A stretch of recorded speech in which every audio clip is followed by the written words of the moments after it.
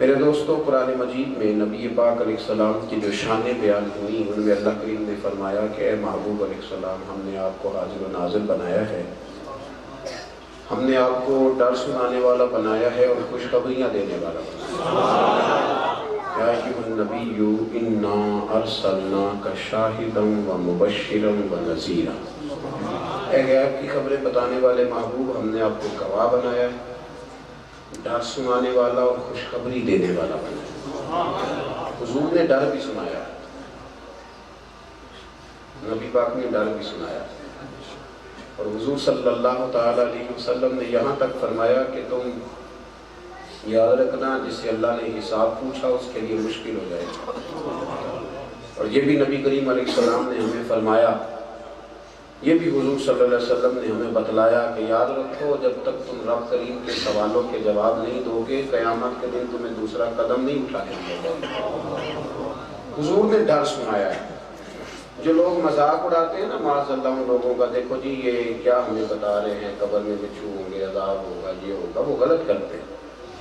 اس لیے کہ نبی پاک علیہ السلام کی آپ کو بے شمار احادیث ملیں گی جن میں حضور علیہ السلام نے امت کو ڈرایا ہے اللہ کے خوف سے۔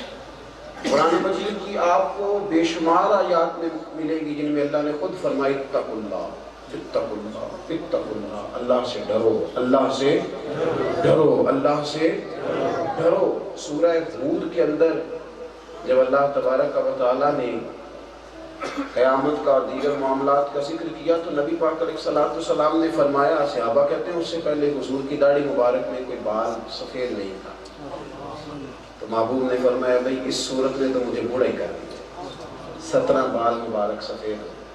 اور حضور نے یہ بھی فرمایا میں تم سب سے زیادہ اپنے رب کو جانتا ہوں اور میں تم سب سے زیادہ اپنے رب سے ڈرتا ہوں۔ اللہ کا خوف دل میں پیدا کرنا اور اس خوف کی طرف توجہ کرنا یہ حضور نے ہی ہمیں سکھایا ہے۔ لیکن خوف اور چیز کا نام ہے اور مایوسی اور چیز کا نام ہے، ان دونوں چیزوں میں فرق ہے۔ اسلام کہتا ہے خوف ضرور پیدا کرو، ڈر ضرور پیدا کرو، لیکن لا تقنطوا من رحمت اللہ کی رحمت سے کبھی مایوس نہیں ہونا، مایوس نہیں ہونا۔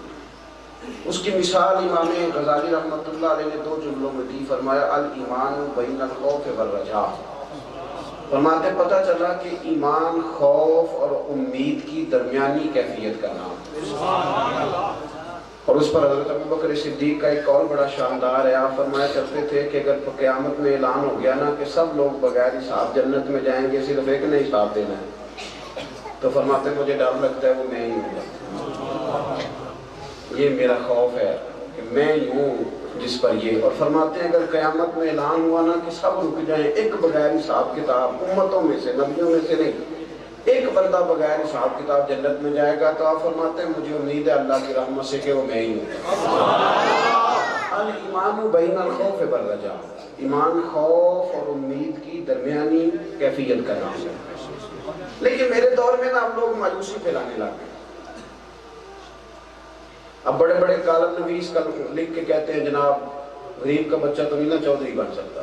پاکستان میں چند دولت مندوں کا قبضہ ہے، چند لوگوں کا قبضہ ہے، چند بڑے لوگ بیٹھ گئے ہیں سیاست کی گدیوں پہ بھی، خانقاہ کی گدیوں پہ بھی، دولت کی گدی پہ بھی، تو مشکل ہے اب کوئی اور آگے بڑھ سکے۔ تو میں نے کسی طریقے سے ان سے رابطہ کرنے کی کوشش کی اور ان کے لیے پیغام چھوڑا۔ میں نے کہا جناب آپ نے مثال ٹھیک نہیں دی، آپ کی مثال درست۔ میں نے تو دیکھا ہے کہ گاؤں کے غریب بچے کا، غریب آدمی کا بچہ اگر پڑھ جاتا ہے نا، MBA M.Com BBA کر جاتا ہے تو وہ بینک کے اندر مینیجر ہوتا ہے، اور چودھری کا بچہ اگر نہیں نہ پڑھتا تو وہ گند لے کے دروازے پہ کھڑا ہوتا ہے۔ تو بچے اپنے اندر قابلیت پیدا کریں، توانائی پیدا کریں، ہمت کریں، جدوجہد کریں، چودراہٹ کیا ساری دنیا کو بندہ سر کر سکتا ہے۔ اقبال نے کہا تھا اٹھ کے اب بزمِ جہاں کا اور ہی انداز ہے، مشرق و مغرب میں تیرے دور کا آغاز ہے۔ یہ کیا بات ہوئی میرے بھائی، تھوڑا سمجھیں اس چیز کو۔ مایوسی بالکل نہیں ہے۔ نبی پاک علیہ السلام دنیا میں خوشخبری دینے آئے اور حضور صلی اللہ علیہ وسلم نے فرمایا خوشخبریاں دیا کرو، مایوسیاں نہ پھیلایا کرو۔ حضور نے فرمایا خوشخبریاں دیا کرو، مایوسیاں نہ پھیلایا کرو۔ اللہ تعالیٰ آپ سب کو بہت ساری جزا عطا فرمائے.